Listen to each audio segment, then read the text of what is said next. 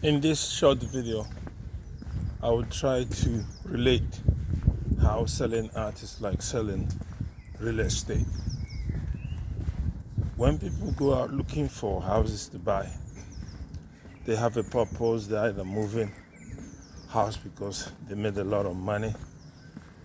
They're moving house because the house where they live is small and they have to upgrade. They're moving house because they have to downgrade. They're moving house because there's been a divorce. Somebody's died, they don't need the house, and so on and so forth. There's a lot of reasons why people want to buy a house. Not necessarily a new house, but they want to buy a house. Some people buy the houses by paying cash. They have got the money.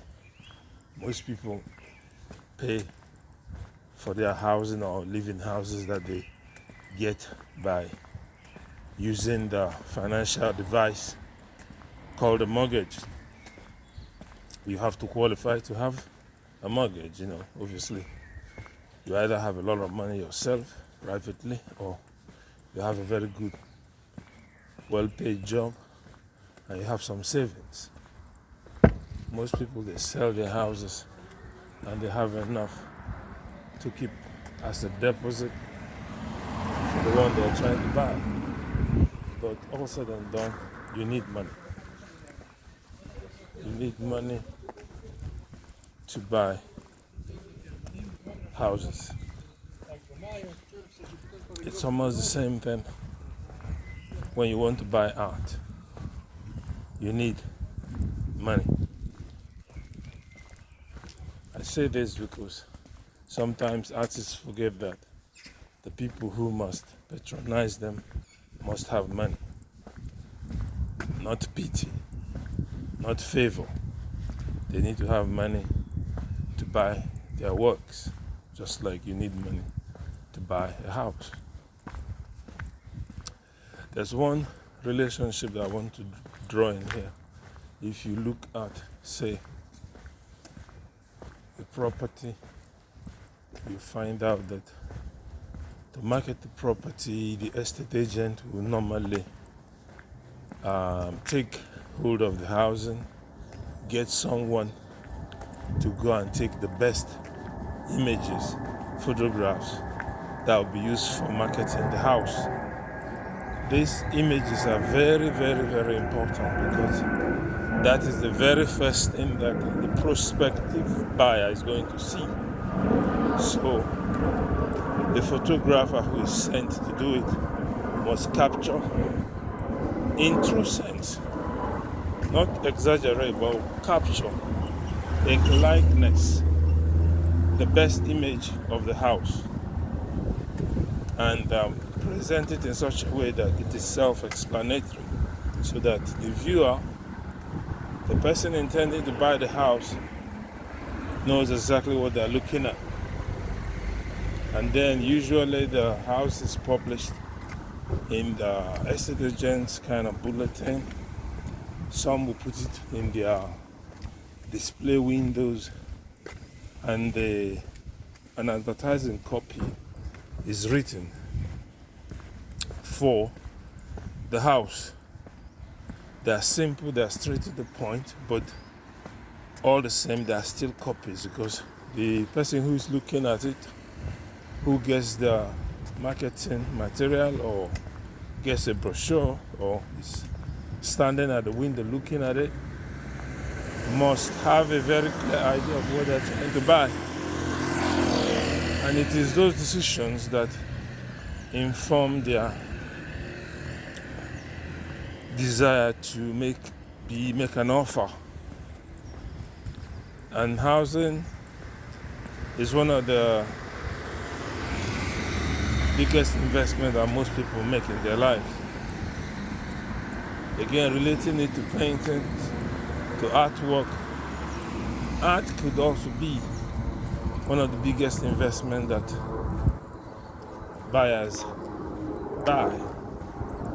This is where, as I was saying earlier, this is what I mean, that if you're a young artist and you're trying to market your work, that you must present the best works you have to the public. Never ever show them what is not your best, because that would devalue your work. They should only see the best, always. The ones that are not good is the ones that you have to revisit, restudy, repaint, or remake. But the best ones are the only ones that the public must see. When you're dead or whatever, they can see the bad ones, but while you're alive, they shouldn't see that, because it doesn't really sell you well. Except the people who are going to see it are good critics that can give you ideas of how to improve your work. Beyond that, keep those things as your personal diaries and personal products and artifacts that you just keep for your training, for your own training, for your own education. Going back to what I was saying earlier, when you want to present your artwork, like an estate agent is trying to present a property for sale, you want to make sure that your prospects have got the best material that they can get of your painting, so that it allows them to make a clear decision. So again, if you look at an estate agent, when they list the house, they don't beat around the bush. They tell you exactly how much the house is going to be. If the house is going to be $500,000, you're going to see it. If it's going to be $1 million, $10 million, $170,000, any amount that the house is sold, they don't shy away from telling you straight away. So if you don't have the money, you don't go asking questions. If you have the money, you make your choice. And this is how you should also look at your work. When you know what you've got, if it's good enough, and you have looked at the equivalent prices and size of works that you've got compared to other people, and you have done your homework, you're good at what you do, not pretend to be good. When you price your work, you don't be shy about it. You make sure that all the dimensions, all the images, all your marketing material at some point is good, and it's as better as it can be. If you need to pay someone to help you design your marketing material, trust me, it's a very good investment. Pay for it. It may be a template that you can change and adapt for other things later, but get somebody to make it for you. These days you can have this done on the internet by freelancers, so you can get them to design a template that you use for your marketing.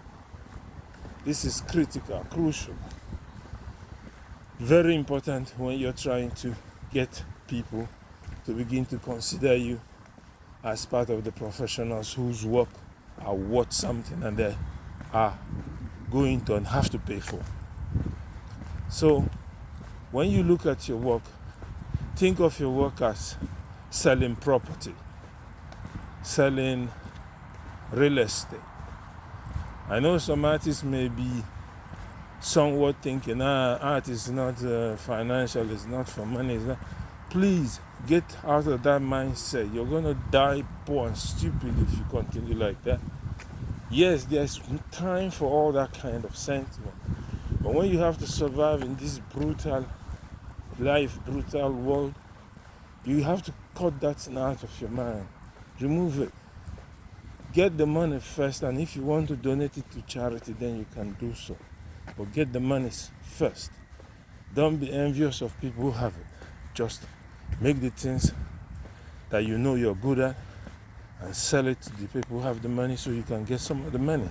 Because believe it or not, whether you like it or not, or whether you want it or not, you're going to need to have enough money to survive the changing times we are living in, both for your health, your life, your pension, and also to help the people you know, the people you love, and the people you just want to do charity too. So with that said, young artists out there, you need to continue to work hard. You need to most certainly continue to improve your financial education, and do not buy into the idea that just because you're an artist, you shouldn't live the life of a millionaire. Live it. Life is too short to be poor. Ciao.